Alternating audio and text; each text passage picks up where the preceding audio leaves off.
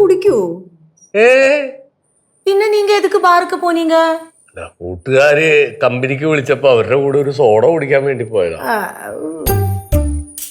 അല്ല അച്ഛാ, അവൻ ഇത്രയും വലിയൊരു ബ്ലാക്ക് മെയില് ജസ്റ്റ് ഒരു കാറിലും ഒതുക്കിയോ? ജസ്റ്റ് ഒരു കാറോ?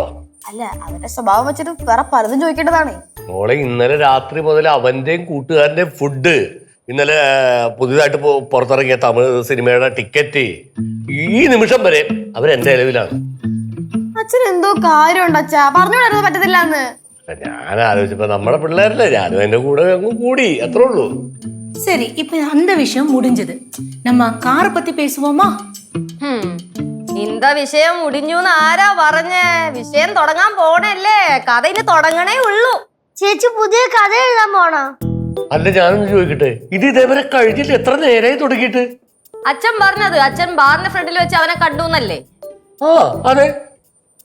എന്റെ ചോദ്യം, കേശു എന്തിന് അവിടെ വന്നു? അത് ശരിയാണല്ലോ. കേശു എന്തിനാ ബാറിൽ പോയേ? എന്തിനാ ബാറിൽ പോയേ?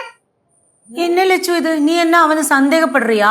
பாருக்கு வெளியில தானே அவங்க பார்த்தாங்க. கேசு குடிக்க எல்லாம் மாட்டான். മാട്ടയാണോ അല്ലയോ എന്നൊക്കെ നമുക്ക് നോക്കാം. അച്ഛാ, എന്റെ അവസാനത്തെ ചോദ്യം. ഇനിയും ചോദ്യോ? ഒരു ലോഡ് ചോദ്യം കഴിഞ്ഞാണ് ഞാൻ ഇങ്ങോട്ട് പുറത്തേക്ക് ഇറങ്ങിയത്. ശരി, ചോദിക്കും. അച്ഛൻ എവിടെ വെച്ചാണ് ശരിക്കും കേശുവിനെ കണ്ടത്? ഞാൻ ബാറിൽ നിന്ന് പുറത്തിറങ്ങുമ്പോ ബാറിന്റെ വാതിക്കൽ വെച്ചിട്ടാണ് കേശുവിനെ കാണുന്നത്. ബാറിന്റെ വാതിക്കൽ വെച്ചിട്ടല്ലേ? ആ, അതെ. അതായത് അച്ഛൻ ബാറിന്റെ അകത്തുനിന്ന് പുറത്തേക്ക് ഇറങ്ങിയതും കേശു അകത്തേക്ക് കയറാൻ തുടങ്ങുമായിരുന്നോ? അത് കൃത്യമായിട്ട് ഓർക്കണില്ല.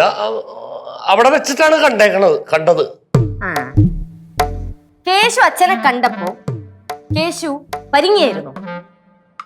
പരിങ്ങിട്ടുണ്ടാവണമല്ലോ, ഞാൻ ഓർക്കണില്ല. എന്നാലും അവനൊന്ന് പരിങ്ങിട്ടുണ്ടാവും. അച്ഛൻ പരിങ്ങിയായിരുന്നോ? അച്ഛൻ പരിങ്ങുന്ന, ഞാൻ പേടിച്ചിട്ട് ഞാൻ തിരിഞ്ഞു ഓടാൻ പോയതാണ്. പക്ഷെ അവൻ അപ്പോഴേക്കും എന്നെ കണ്ട്. അപ്പൊ ഞാൻ നേരെ ചെന്ന് അവന്റെ മുമ്പിൽ കീഴടങ്ങിയിട്ട് ഞാൻ പറഞ്ഞു, എന്റെ പൊന്നു കേശു, എന്നെ ബാറി കണ്ട കാര്യം നീ ഇവിടെ വന്ന് പറയല്ലേ, അത് മാത്രമല്ല പ്രത്യേകിച്ച് സീതനോട് പറയല്ലേ എന്ന് ഞാൻ പറഞ്ഞു.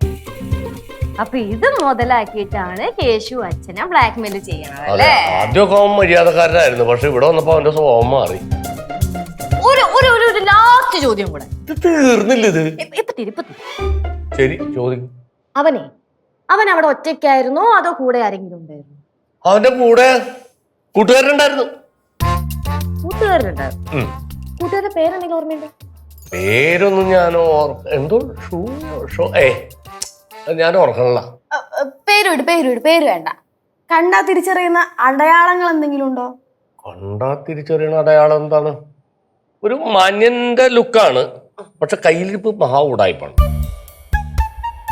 ചേച്ചി, മാന്യന്റെ ലുക്ക്, ഉടായിപ്പ്, കയ്യിലിരിപ്പ്. ജോഷുവ? അത് തന്നെ, ജോഷുവ. അത് തന്നെയാണ് പേര്. കേശു വിളിക്കുന്നത് ഞാൻ കേട്ടാണ്. മതി, എനിക്ക് ഇത്രയും അറിഞ്ഞാ മതി. ബാക്കി വെച്ച്